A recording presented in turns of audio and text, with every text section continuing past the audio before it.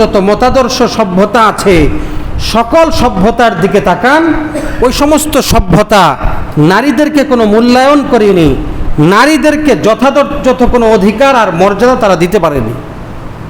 আমার ভাইয়েরা, যা দিয়েছে সম্মান, মর্যাদা আর অধিকার, এটা একমাত্র ইসলাম দিয়েছে। আপনি দেখুন, কোরআনের দিকে তাকান, রসুলের যুগের দিকে তাকান। রসুল করিম সাল্লাল্লাহু আলাইহি ওয়াসাল্লাম যখন দুনিয়াতে আগমন করলেন, জাহিলি যুগের ওই মানুষগুলো কোনো কন্যা সন্তান সহ্য করতে পারত না। কারো কোনো কন্যা সন্তান হলে আল্লাহ পাক সূরা নাহালের মধ্যে বলেছেন, ওয়াইদা বুশিরা আহাদুহুম বিল উনসা যাল্লা ওয়াজহুহু মুসওয়াদ্দা ওয়া হুয়া কাযীম। কারো কন্যা সন্তান হলে তার চেহারা কালো হয়ে যেত, সে বিমর্ষ হয়ে পড়ত, সে প্রচণ্ড রাগান্বিত হয়ে যেত। কেন কন্যা সন্তান তার ঘরে আসলো, তার লাঞ্ছনার কোনো শেষ থাকতো না। এক পর্যায়ে তারা হয়তো গলা টিপে হত্যা করত এই কন্যাকে, অথবা জীবন্ত মাটিতে পুঁতে হত্যা করে ফেলত। এই ছিল জাহিলি যুগের অবস্থা, রসুলের দুনিয়াতে আগমনের পূর্বের অবস্থা। আমার ভাইয়েরা, আল্লাহ রব্বুল আলামিন সূরা তাকবীরের মধ্যে বলেছেন যে ওয়াইদাল মাউউদাতু সুইলাত বিআইয়ি যামবিন কুতিলাত। এই সমস্ত শিশু বাচ্চা, এই মেয়েদেরকে যে দাফন করা হয়েছে জীবন্ত, কেন দাফন করা হলো, হাসরের ময়দানে এদেরকে উঠিয়ে জিজ্ঞাসা করা হবে এবং এর বিচার করা হবে। রসুল করিম সাল্লাল্লাহু আলাইহি ওয়াসাল্লাম দুনিয়াতে আগমন করে স্পষ্ট ভাষায় বললেন, নারীদের মর্যাদা রক্ষা করতে হবে, কোনো কন্যা সন্তানকে জীবন্ত দাফন করা চলবে না। এটা চরম বর্বর আচরণ, এই আচরণ কেউ করতে পারবে না। নারীদেরকে যথার্থ মূল্যায়ন করতে হবে। জীবন্ত কোনো কন্যাকে দাফন করা এটা চরম অপরাধ দুনিয়ার বুকে। নবীজি স্পষ্টভাবে ঘোষণা করলেন। সাহাবায়ে কেরাম, যেই সাহাবায়ে কেরাম জাহিলি যুগের মানুষই ছিলেন, সাহাবায়ে কেরামের মধ্যেও অনেক সাহাবী এই সমস্ত আচরণ করেছিলেন। কন্যা সন্তানকে জীবন্ত দাফন সাহাবায়ে কেরামের মধ্যে অনেকে করেছেন ইসলাম গ্রহণের পূর্বে, কিন্তু রসুলের আদর্শ গ্রহণ করবার পরে এরপরে সাহাবায়ে কেরাম এতটাই রসুলের আদর্শে আদর্শবান হয়েছেন যে এরপরে তারা নারীদেরকে এতটাই মূল্যায়ন করেছেন। এই সাহাবায়ে কেরামের সামনে যখনই কোনো ইয়তীমা একজন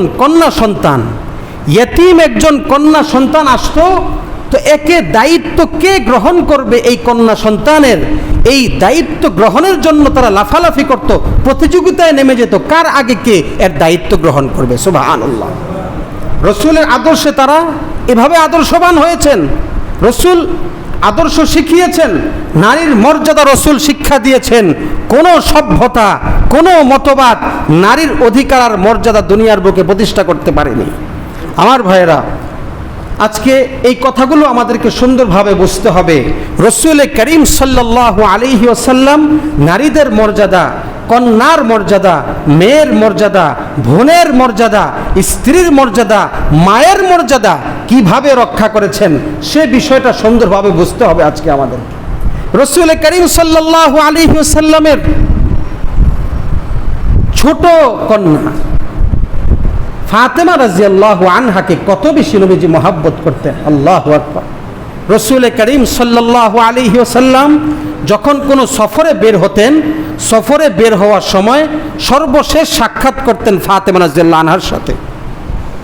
হাদিসে পাকের মধ্যে ইরশাদ হয়েছে, আবার যখন সফর থেকে ফিরে আসতেন সর্বপ্রথম সাক্ষাৎ করতেন ফাতেমা রাদিয়াল্লাহু আনহার সাথে। হাদিসে পাকের মধ্যে বর্ণিত হয়েছে, হযরত ফাতেমা রাদিয়াল্লাহু আনহা যখন রসুল করিম সাল্লাল্লাহু আলাইহি সাল্লামের দরবারে আসতেন সাক্ষাতের জন্য, রসুল মেয়ের ভালোবাসায় আর কন্যার মর্যাদা রক্ষার জন্যে রসুল তার আসন ছেড়ে দিতেন। আসন ছেড়ে দিয়ে মেয়েকে সেখানে বসাতেন, মেয়ের কপালে চুমু খেতেন। এতটাই কন্যার মর্যাদা রক্ষা করেছেন, তার আসন নবীর আসন পর্যন্ত ছেড়ে দিয়েছেন কন্যার জন্য, মেয়ের জন্য। আল্লাহু আকবার। হাদিসে পাকের মধ্যে বর্ণিত হয়েছে, রসুলের এক মেয়ে ছিল রুকাইয়া রাদিয়াল্লাহু আনহা, তার যখন ইন্তেকাল হয়ে গেল, ফাতেমা রাদিয়াল্লাহু আনহা সহ্য করতে পারছিলেন না, নিজেকে সংবরণ করতে পারছিলেন না, চোখ দিয়ে দর দর করে পানি পড়ছে। রসুল করিম সাল্লাল্লাহু আলাইহি সাল্লাম কাপড় নিয়ে, টিস্যু নিয়ে চোখের পানিগুলো সুন্দর করে মুছে দিয়ে মেয়েকে সান্ত্বনা দিয়েছে।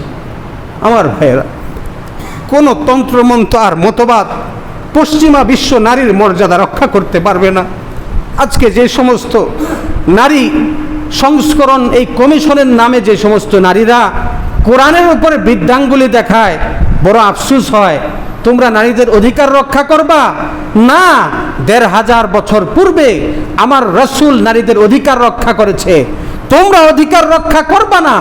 পশ্চিমা বিশ্বের মতবাদের নামে তোমরা আমাদের দেশে নারীদের অধিকার হরণ করবা, নারীদের সমস্ত অধিকারকে তোমরা নষ্ট করবার জন্যই তোমরা এই কমিশনকে দাঁড় করিয়েছ। কথা অত্যন্ত পরিষ্কার। আজকে দুনিয়ার বিভিন্ন জায়গায় আমার রাসূলকে নিয়ে যখন কথা বলা হয়, কোরআনকে নিয়ে যখন কথা বলা হয়, আমরা প্রতিক্রিয়া জানাই। আজকে এই নারী সংস্কার কমিশন দেশে বসে আজকে ঠান্ডা মাথায় কোরআনকে লাথি মারতেছে, আর আমি আপনি বসে থাকবো? এটা হতে পারে? আজকে বয়ানের শুরুতে যে কথা বলতে চাই, অত্যন্ত স্পষ্ট কথা। কোনো দলের পক্ষে আমরা কথা বলি না, কোনো ক্ষমতার জন্য আমরা কথা বলি না, কোরআনের জন্য কথা বলবো। স্পষ্ট বক্তব্য, নারী সংস্কার কমিশন যদি কোরআন বিরোধী আইন বাস্তবায়ন করতে চায় আর সরকার যদি সেদিকে পা বাড়ায়, সেই নারী সংস্কার কমিশনের সে প্রস্তাব সেটা বাস্তবায়িত করতে হলে আমাদের রক্তের ওপর দাঁড়িয়ে বাস্তবায়িত করতে হবে।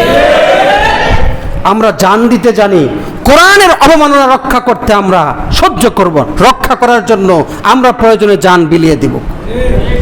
কোরআনের মর্যাদা রক্ষা করতে হবে। কোরআনের কোনো আইন, তারা সেই আইনকে বৃদ্ধাঙ্গুলি দেখাবে, হ্যাঁ, কোরআনের কোনো বিধানকে তারা অবমাননা করবে, আমরা সেটা কিন্তু সহ্য করতে পারবো না। আমার ভাইয়েরা, আলোচনা আমার শুরুর দিকেই চলছে, একটা একটা করে আমি বোঝাচ্ছি। হাদিসে পাকের মধ্যে এসেছে, হযরত আয়েশা রাদিয়াল্লাহু আনহা থেকে বর্ণিত, আম্মাজান আয়েশা রাদিয়াল্লাহু আনহা বলেন, একবার আমি ঘরে ছিলাম, এক নারী আসলো, তার 2টি কন্যা সন্তানকে সাথে করে এসে আমাকে বলছে যে কিছু খাবারের প্রয়োজন। আম্মাজান আয়েশা রাদিয়াল্লাহু আনহা বলেন, আমার কাছে তখন একটি খেজুর ছাড়া আর কিছুই ছিল না। আমি একটি খেজুর ওই মহিলাকে দিয়ে দিলাম। মহিলা ওই খেজুরটি নিয়ে 2টি ভাগ করে 2টি কন্যাকে দিয়ে দিল। একটা খেজুর 2 ভাগ করে 2 কন্যার মধ্যে দিয়ে দিল, 2 কন্যাকে দিল, নিজে কিছুই খেলো না। এভাবে 2টি কন্যাকে সাথে করে সে চলে গেল। আম্মাজান আয়েশা রাদিয়াল্লাহু আনহা বলেন, রসুল ঘরে ঢুকলেন। ঘরে ঢুকার পরে আমি সমস্ত ঘটনা খুলে বললাম। রসুল আম্মাজান আয়েশাকে বললেন, ও আয়েশা, যে সমস্ত নারী এই কন্যা সন্তানদেরকে নিয়ে বিপদের সম্মুখীন হবে বা পরীক্ষার সম্মুখীন হবে, আর এই নারী পরীক্ষার সম্মুখীন হওয়া সত্ত্বেও যদি কন্যাদের সাথে সুন্দর আচরণ করে, সৌজন্যমূলক আচরণ করে, তাহলে কিয়ামতের দিন এই কন্যা সন্তানগুলোই মায়ের জন্য জাহান্নামের সম্মুখে ঢাল হয়ে দাঁড়িয়ে যাবে। সুবহানাল্লাহ। রাসূল করিম সাল্লাল্লাহু আলাইহি ওয়াসাল্লাম ইরশাদ করেন, মান আলা জারিয়াতাইনি হাত্তা তাবলুগা, কোনো ব্যক্তি যদি 2টা কন্যা সন্তানকে লালন পালন করে, প্রাপ্ত বয়স্ক হওয়া পর্যন্ত সুন্দরভাবে লালন পালন করে, একেবারে প্রাপ্ত বয়স্ক হওয়া পর্যন্ত, বিবাহ হওয়া পর্যন্ত, রসুল বলেন আমি ওই কন্যাদের পিতা জান্নাতে একসঙ্গে, এই 2টি আঙ্গুল মিলিয়ে বলেছেন, এইভাবে জান্নাতে একসঙ্গে থাকবো। সুবহানাল্লাহ। রসুল অপর হাদিসের মধ্যে বলেন, কোনো ব্যক্তি যদি কোনো কন্যা সন্তান হবার পরে জীবন্ত কবর না দেয়, এই কন্যাকে লাঞ্ছিত না করে, কন্যাকে ছেলের উপর, এই কন্যার উপর কোনো ছেলে সন্তানকে প্রাধান্য না দেয়, অর্থাৎ ছেলেকে যেমনিভাবে লালন পালন করে মেয়েকেও সুন্দরভাবে যদি লালন পালন করে, রসুল বলেন ওই ব্যক্তি সে জান্নাতে প্রবেশ করবে। সুবহানাল্লাহ। অপর হাদিসে পাকের মধ্যে এসেছে, কোনো ব্যক্তি যদি 3টি কন্যা সন্তান লালন পালন করে, অথবা 3টি বোন, তার 3টি বোনকে সে লালন পালন করে, তাকে সঠিক দ্বীন শিক্ষা দেয়, তাকে বালেগ হওয়া পর্যন্ত বিবাহ দেওয়া পর্যন্ত সুন্দরভাবে তাকে দেখাশোনা করে, রসুল বলেন এই দেখাশোনা, এই লালন পালন করার কারণে আল্লাহ পাক এই ব্যক্তির জন্য জান্নাত ওয়াজিব করে দিবেন। সুবহানাল্লাহ। সাহাবায়ে কেরাম বললেন, ইয়া রাসূলুল্লাহ, যদি কন্যা 3 জন না হয় 2 জন হয়? রসুল বললেন, তাও এই 2 কন্যা সন্তানকেও সঠিকভাবে যদি লালন পালন করে তাহলেও জান্নাতে যাবে। অর্থাৎ একজনের কথাও যদি সাহাবীরা প্রশ্ন করতেন, নবীজি তাই বলতেন, হ্যাঁ, একজনকেও যদি ঠিকভাবে লালন পালন করে, সঠিক শিক্ষা দীক্ষা দেয়, তাহলেও জান্নাত ওয়াজিব হবে। আমার ভাইয়েরা, কন্যা সন্তানের অধিকার রসুল রক্ষা করেছেন। কোরআনের আয়াতের মধ্যে এসেছে, ওয়ালা তুকসিতু ফিল ইয়াতামা ফানকিহু মা তাবা লাকুম মিনান নিসা মাসনা ওয়া সুলাসা ওয়া রুবা। আল্লাহ পাক দুনিয়ার মানুষকে বলেছেন, ও দুনিয়ার মানুষ, তুমি কোনো ইয়তিম কন্যাকে বিবাহ করে যদি তার অধিকার রক্ষা করতে না পারো, তাহলে ইয়তিম নারীকে বিবাহ করতে যাবে না। ইয়তিম কন্যাকে নিয়ে অবহেলা করা যাবে না। ইয়তিম কন্যা হলেও সে একজন নারী, তার সাথে সুন্দর ব্যবহার করতে হবে। সুন্দর ব্যবহার করতে যদি তুমি অক্ষম হও, তাহলে ইয়তিম কন্যাকে বিবাহ করার দরকার নাই, অন্য জায়গা থেকে বিবাহ করো। কোনো নারীকে অবহেলা করা যাবে না। আল্লাহ পাক যেমনিভাবে স্পষ্ট বলেছেন, রসুল সাল্লাল্লাহু আলাইহি ওয়াসাল্লাম হাদিসের মধ্যে স্পষ্ট বলেছেন, কোনো নারীকে নিয়ে অবহেলা করার কোনো সুযোগ কারো নাই। আমার ভাইরা, স্পষ্টভাবে রসুল এক হাদিসে পাকের মধ্যে বলেছেন, বোনকে লালন পালন যদি কেউ করে, তাহলে এটা ওই ভাইয়ের জন্য জান্নাতে প্রবেশের মাধ্যম হয়ে যাবে। সুবহানাল্লাহ। শরীয়ত যে নীতি এবং নিয়ম দিয়েছে সেটা হলো যে কোনো কন্যা, কোনো মেয়ের বাবা যদি মারা যায়, তাহলে এই মেয়ের ভরণ পোষণ, যাবতীয় দেখাশোনা এটা করার দায়িত্ব হলো তার ভাইয়ের। তার ভাই তার প্রাপ্তবয়স্ক অর্থাৎ বিবাহ হওয়া পর্যন্ত সমস্ত দায় দায়িত্ব তাকে নিতে হবে, ভাইকে নিতে হবে। শরীয়তের বিধান, অর্থাৎ কোনো মেয়ে বাবা মারা গেলেও যেন অবহেলার শিকার না হয়। কোনো স্বামী মারা গেছে, এখন ইসলামের বিধান, ইসলাম বলে যেহেতু স্বামী নাই, ও ভাই তোমরা যারা দুনিয়াতে আছো, তোমরা এই বোনের অধিকার রক্ষা করতে হবে, তাকে দেখাশোনা করতে হবে। নারীকে অবহেলার কোনো সুযোগ নাই। আমার ভাইয়েরা, আল্লাহ রব্বুল আলামিন স্ত্রীদের অধিকার রক্ষা করেছেন। স্ত্রীদের অধিকার কিভাবে রক্ষা করেছেন? কোরআনে কারীমের মধ্যে আল্লাহ বলেছেন, ওয়ালা হুন্না মিসলুল্লাযী আলাইহিন্না বিল মারুফ। যেমনিভাবে নাকি স্বামীদের হক কিছু আছে স্ত্রীর উপর, তেমনিভাবে স্ত্রীদেরও হক আছে স্বামীর উপর। অর্থাৎ ও স্বামী, তোমরাও তোমাদের স্ত্রীদের হক যথাযথ কিন্তু রক্ষা করতে হবে। তারাও যেন যেমনিভাবে স্বামীদের হক রক্ষা করবে, দুনিয়ার স্বামীরা তোমরাও তাদের হক রক্ষা করতে হবে। জাহিলি যুগে ওই মানুষগুলো স্ত্রীদের অধিকার রক্ষা করত না, স্ত্রীদেরকে কষ্ট দিত, অনেক ক্ষেত্রে ঝুলিয়ে রেখে তাদেরকে শাস্তি দিত। আবার দেখা যেত কোনো স্বামী যদি তার স্ত্রীকে তালাক দিত, বিচ্ছিন্ন করে দিত, বিচ্ছিন্ন করার পরে আরেক পুরুষের সাথে বিবাহ বন্ধনে তারা বাধা দিয়ে রাখত, এবং বিবাহ বিচ্ছেদের পরেও তারা তার অধীনেই আটকে রাখত। বিবাহ বিচ্ছেদ করেছে কিন্তু আটকে রাখতো কেন? এই স্ত্রীদের সম্পদগুলো গ্রাস করার জন্য আটকে রাখতো। আল্লাহ রব্বুল আলামিন ঘোষণা করলেন কোরআনের মধ্যে, ওয়ালা তা'যুলুহুন্না লিতাযহাবু বিবা'দি মা আতাইতুমুহুন। ও স্বামীরা, স্ত্রীদেরকে বিবাহ থেকে বিচ্ছেদ করার পরে তোমরা তাদের সম্পদগুলো গ্রাস করার জন্য আবার তাদেরকে আটকে রাখতে পারবা না। বিবাহ বিচ্ছেদ করেছো, ছেড়ে দাও, তারা যে সম্পদ আছে সেই সম্পদ নিয়ে, তাদের অধিকার নিয়ে তারা চলে যাবে আরেক জায়গায়। ইচ্ছে হলে ইদ্যতের পরে তারা বিবাহ বন্ধনে আবদ্ধ হবে। তুমি বিবাহ থেকে বিচ্ছিন্ন করার পরে তাকে আর তোমার কাছে আটকে রাখার কোনো অধিকার নাই। আল্লাহ পাক বলেছেন, ওয়াআশিরুহুন্না বিল মা'রুফ। ও দুনিয়ার স্বামীরা, তোমরা তোমাদের স্ত্রীদের সাথে সুন্দর আচরণ করবা, ভালো ব্যবহার করবা, সৌজন্যমূলক আচরণ করবা, খারাপ ব্যবহারের কোনো সুযোগ নাই। রাসূল করিম সাল্লাল্লাহু আলাইহি ওয়াসাল্লাম বিদায় হজের ভাষণে স্পষ্ট ভাষায় বলেছেন, ইত্তাকু ফিন নিসা। তোমরা তোমাদের নারীদের ব্যাপারে, স্ত্রীদের ব্যাপারে তোমরা কিন্তু আল্লাহকে ভয় করো, আল্লাহকে ভয় করো। এই সমস্ত স্ত্রীরা, নারীরা আল্লাহর বান্দি, তাদেরকে তোমরা কষ্ট দিতে পারবে না। রাসূল বিদায় হজের ভাষণেও সাবধান করে গেছেন, জীবনের সর্বশেষ বক্তব্যের মধ্যে। এজন্য সকল শ্রেণীর নারীদের অধিকার রক্ষা করেছে কে বলেন? ইসলাম রক্ষা করেছে। মায়ের জাতিকে ইসলাম মর্যাদা দিয়েছে। আল জান্নাতু তাহতা আকদামিল উম্মাহাত, জান্নাত মায়ের পদতলে অবস্থিত।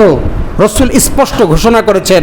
রাসূলুল্লাহ সাল্লাল্লাহু আলাইহি সাল্লাম মায়েদেরকে পিতার উপরেও 3 গুণ বেশি মর্যাদা দিয়েছেন মায়েদেরকে। কয় গুণ? হাদিসে স্পষ্ট আছে, স্পষ্ট নবীজি বলেছেন যে বাবার চেয়ে মায়ের হক আরো বেশি, 3 গুণ বেশি। সুবহানাল্লাহ। আল্লাহ তাআলা এই মর্যাদা নারীদেরকে দিয়েছেন।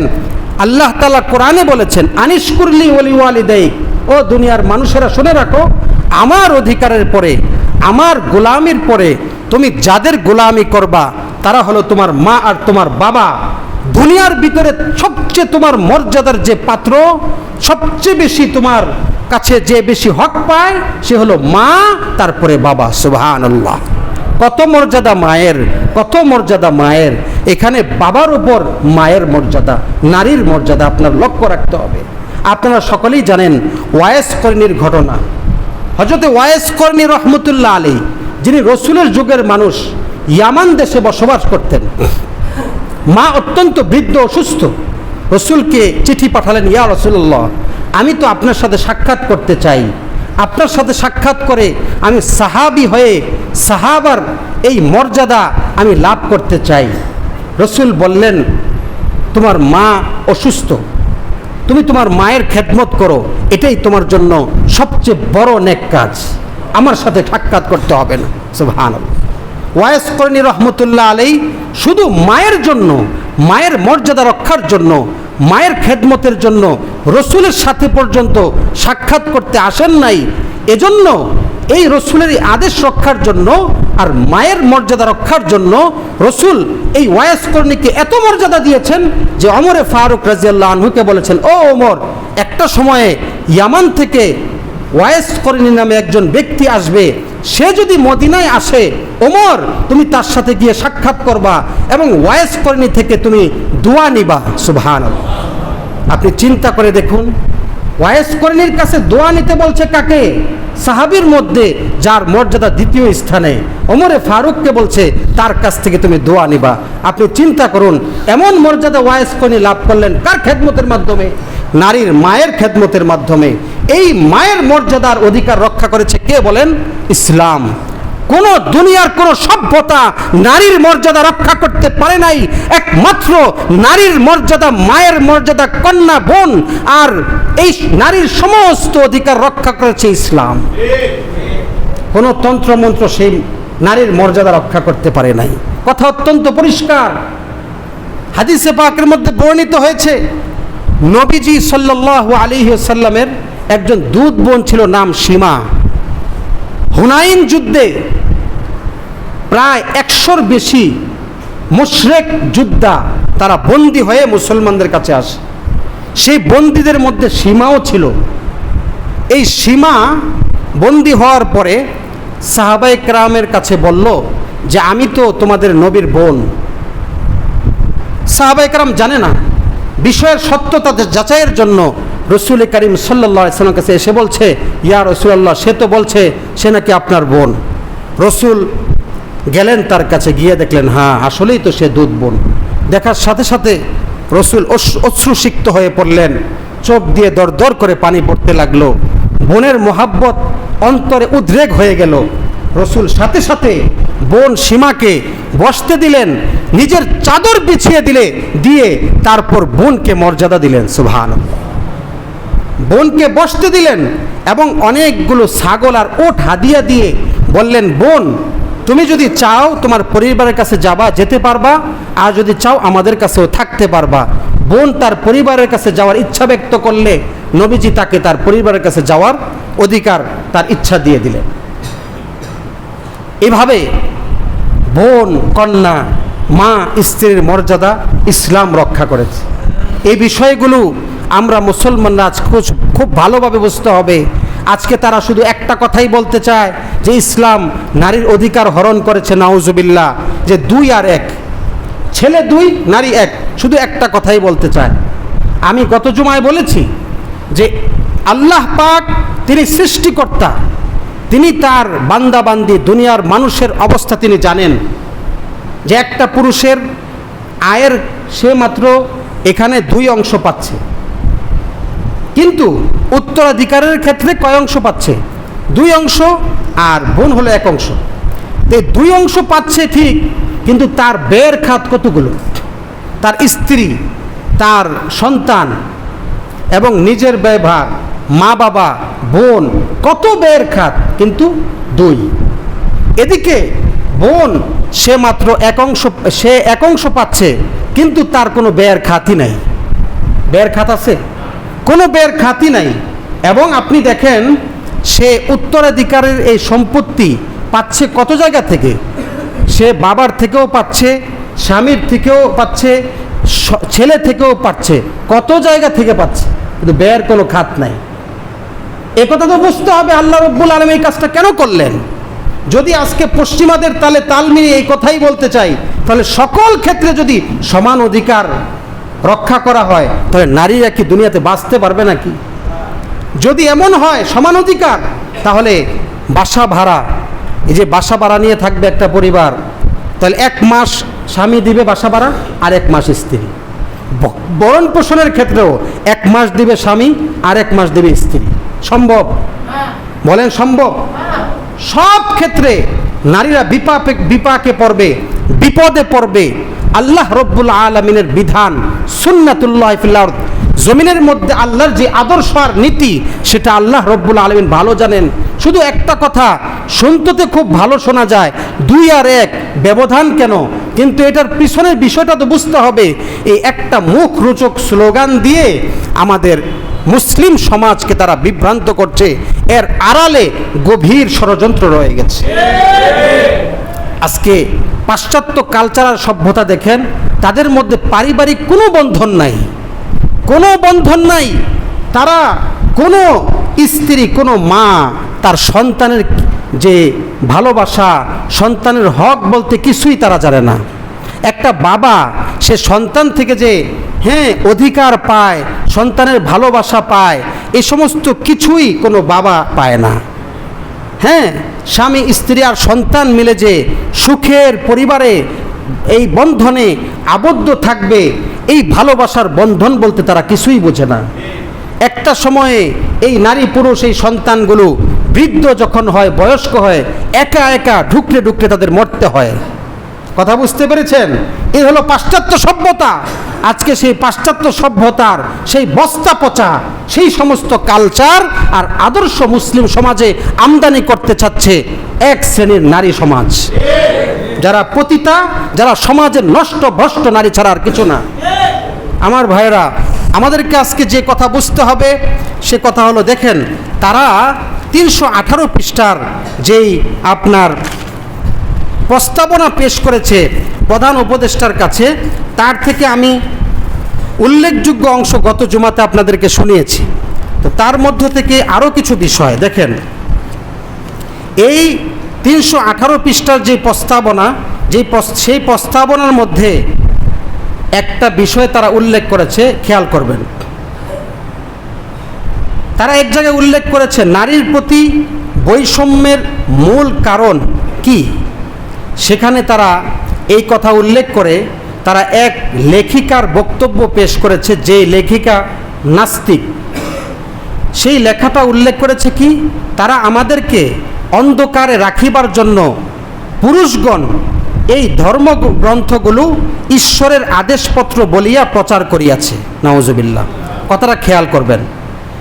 নারীরা এই কথা দাবি করছে সেখানে যে আমাদেরকে অন্ধকারে রাখিবার জন্য পুরুষগণ এই ধর্মগ্রন্থগুলো ঈশ্বরের আদেশপত্র বলিয়া প্রচার করিয়াছে।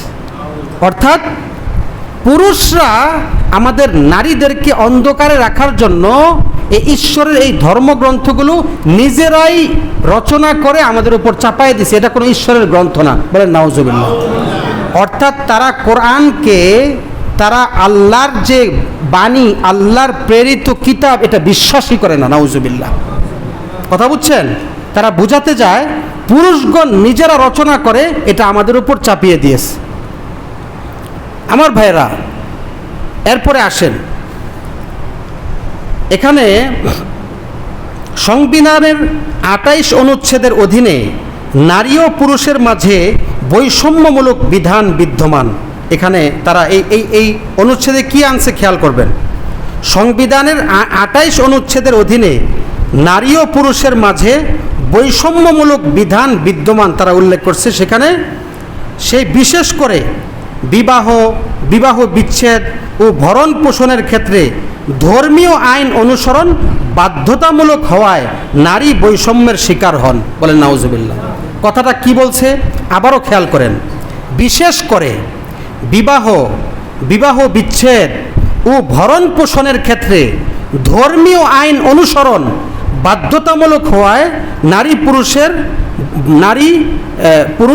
নারী বৈষম্যের শিকার হন। কথাটা বুঝছেন? অর্থাৎ এই সমস্ত বিবাহ বিচ্ছেদ এবং ভরণ পোষণের ক্ষেত্রে ধর্মীয় আইনটাই নাকি নারীদেরকে বৈষম্যের শিকার করেছে। নাউজুবিল্লাহ। কথা বুঝছেন? অর্থাৎ পাতায় পাতায় তারা ধর্মকে আঘাত করেছে। এরপরে বলতেছে, যার ফলে নারী ও পুরুষের মধ্যে বিদ্যমান অসমতা তাদেরকে সামাজিক পশ্চাৎপদ করে ফেলেছে। যার ফলে নারী ও পুরুষের মধ্যে বিদ্যমান অসমতা তাদেরকে সামাজিক পশ্চাৎপদ করে রেখেছে। আসেন, তাদের এই প্রস্তাবনার এই বইয়ের ২৬তম পৃষ্ঠায় তারা উল্লেখ করেছে, নারী উন্নয়নের পথে রাজনৈতিক ও ধর্মীয় প্রতিক্রিয়া বড় চ্যালেঞ্জ। কি বলছে শুনছেন? নারী উন্নয়নের পথে চ্যালেঞ্জ কোনটা? বলে রাজনৈতিক ও ধর্মীয় প্রতিক্রিয়া বড় চ্যালেঞ্জ। মানে নারী উন্নয়নের পথে রাজনৈতিক আর ধর্মীয় বিষয়টাই নাকি তাদের সবচেয়ে বড় বাধা। বুঝছেন? এরপরে এই বইয়ের ৭০ নং পৃষ্ঠায় আছে, তারা রোকেয়া সাখাওয়াত হোসেনের একটা উক্তি নকল করেছে। রোকেয়া সাখাওয়াত হোসেনের উক্তি, যখনই কোনো ভাগিনী মস্তক উত্তোলনের চেষ্টা করেছে, এমনই ধর্মের দোহাই ও শাস্ত্রের বচনরূপ অস্ত্রাঘাতে তাদের মস্তক চূর্ণ হইয়াছে।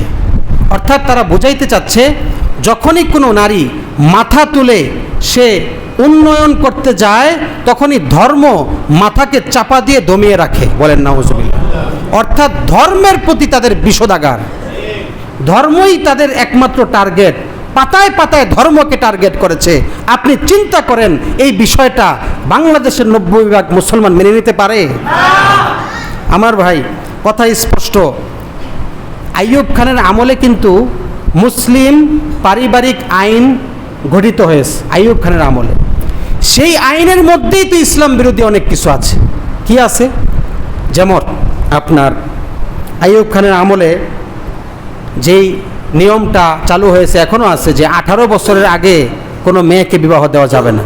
এটা ইসলামের বিধান না। ইসলামের বিধান প্রাপ্তবয়স্ক হওয়ার পরে বিবাহ দিয়ে দিতে হবে। এটাই ইসলাম বিরোধী আইন, কিন্তু চলছে।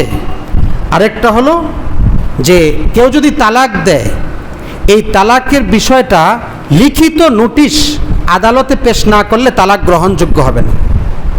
এটা আগেরই আইন।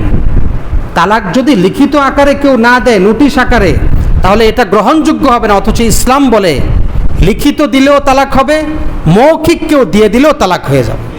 এই আইনের ফলে অনেক পরিবার বিচ্ছেদ হওয়ার পরেও একসঙ্গে থাকছে, তাদের মধ্যে জিনা হচ্ছে আর অবৈধ সন্তান হচ্ছে। আমার ভাইরা, এই বিধান তো এখনো আছেই। আরও মুসলিম এই আইনকে সম্পূর্ণ ইসলাম থেকে বের করে পশ্চিমা আইনে তারা এই আইনটাকে তারা বলবৎ করতে চাচ্ছে, পশ্চিমা আইনের দিকে নিয়ে যেতে চাচ্ছে। কোনো একটা আইন, পারিবারিক আইন তারা চাচ্ছে না যে ইসলামের নিয়ম মাফিক হোক। আমার ভাইয়েরা, এগুলো অত্যন্ত সূক্ষ্মভাবে আমাদেরকে বুঝতে হবে। যখন এই নারী সংস্কার কমিশন এই প্রস্তাবনাটা প্রধান উপদেষ্টার কাছে পেশ করে, প্রধান উপদেষ্টার যে অফিসিয়াল পেজ আছে, ফেসবুক পেজ, সেই পেজ থেকে কিন্তু তিনি আশ্বাস দিয়েছেন যে অন্তর্বর্তীকালীন সরকার থাকাকালীন দ্রুত আপনাদের এই প্রস্তাবনাগুলো বাস্তবায়নের চেষ্টা করা হবে। নাউজুবিল্লাহ। এই আশ্বাস কিন্তু প্রধান উপদেষ্টার অফিস থেকে এই আশ্বাস এসছে।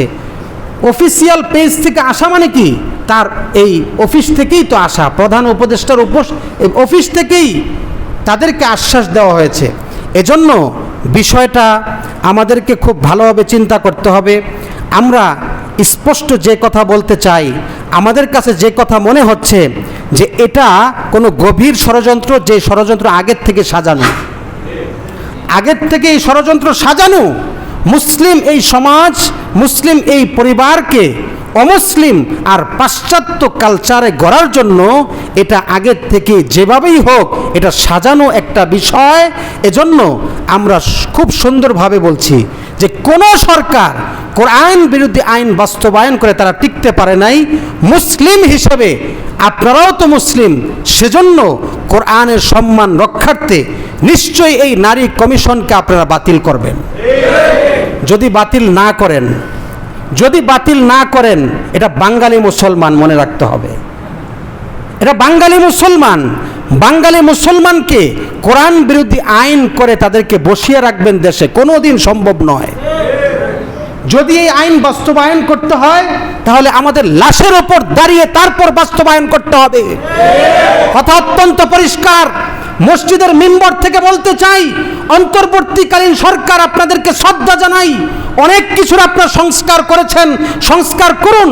দুর্নীতি অন্যায়ের সংস্কার করুন, সেটা সমর্থন করি, শতভাগ সমর্থন করি। কিন্তু কোরআনকে সংস্কার করতে আসবেন, ইসলাম বিরোধী আইন পাশ করতে আপনারা আসবেন, তো আমরা মুসলমানরা আঙ্গুল মুখে দিয়ে বসে থাকবো না। আমরা প্রয়োজনে রাজপথে নেমে জান বিলিয়ে দিতে প্রস্তুত থাকবো ইনশাআল্লাহ। কোরআনের মর্যাদা রক্ষার জন্য বুক টান করে রাজপথে দাঁড়িয়ে থাকতে আমরা দ্বিধা করব না ইনশাআল্লাহ। যে সমস্ত শাসকদের করুণ পরিণতি হয়েছে দেশের মধ্যে, যদি ইসলাম বিরোধী আইন বাস্তবায়ন করতে যান আপনাদের অবস্থা তার চেয়ে ভয়াবহ হবে ইনশাআল্লাহ। কথা পরিষ্কার। এই সমস্ত কোরআন বিরোধী এই কমিশন, আমি আগেও বলেছি আমার আলোচনার শুরুতে, যদি কোনো একটা ব্যক্তি, কোনো হিন্দু বা যেই হোক আমাদের দেশে বা আমাদের দেশের বাইরে যদি আমার রাসূলকে নিয়ে গালি দেয়, কোরআনকে নিয়ে, আল্লাহকে নিয়ে একজন ব্যক্তিও যদি বলে, আমরা কিন্তু সহ্য করি। আমরা সেটার প্রতিক্রিয়া জানাই, প্রতিবাদ জানাই, আমরা রাজপথে নেমে যাই।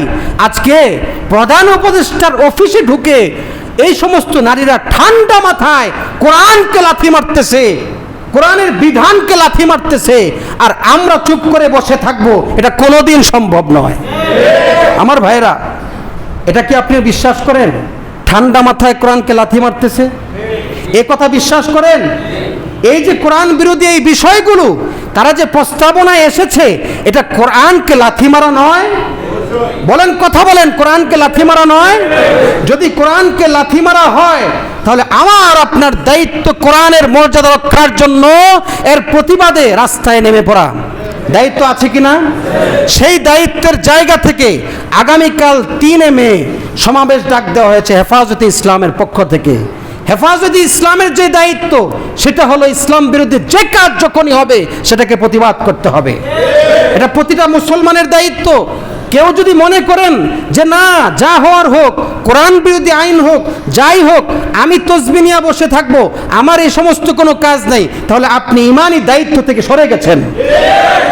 ইমানি দায়িত্ব আমার জায়গা থেকে, যে আমার যে দায়িত্ব সেটা হলো আমাকে প্রতিবাদ করতে হবে।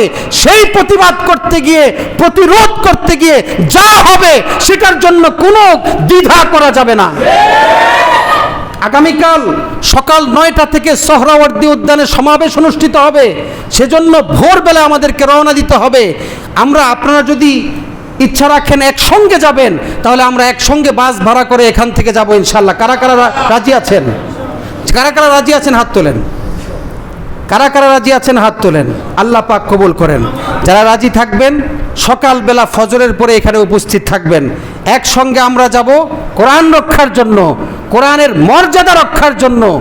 আর কোরআনের মর্যাদা রক্ষার জন্য যতটুকু সময় আপনি প্রতিবাদ জানাবেন, ততটুকু সময় ইবাদত হিসেবেই আমলনামায় লেখা হবে। কোরআনের মর্যাদা রক্ষার জন্য আপনি যদি রাস্তায় নামেন, কোরআন আপনার পক্ষে সুপারিশ করবে।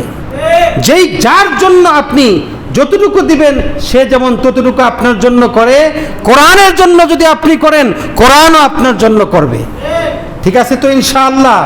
আমার ভাইয়েরা, যে কোনো পরিস্থিতিতে আল্লাহ, রসুল, কোরআন এই সমস্ত ক্ষেত্রে কোনো আপোষ নাই। আমার বাবা হলেও আপোষ নাই, আমার পীর হলেও আপোষ নাই, আমার উস্তাদ হলেও আপোষ নাই। এ কথা মনে রাখতে হবে। সকলে রাজি আছি তো ইনশাআল্লাহ? আল্লাহ রাব্বুল আলামিন কবুল করেন। আমরা আমাদের জান থাকতে, রক্ত থাকতে এই কোরআন বিরোধী আইন বাংলাদেশের বুকে বাস্তবায়ন করতে দিব না ইনশাআল্লাহ। আমাদের সকলকে এক থাকতে হবে। আমরা যেন ঈমানের বলে বলিয়ান থাকি, আমরা ঈমানের জায়গায় যেন অটল থাকি, এটাই আমাদের জীবনের সবচেয়ে বড় কামনা।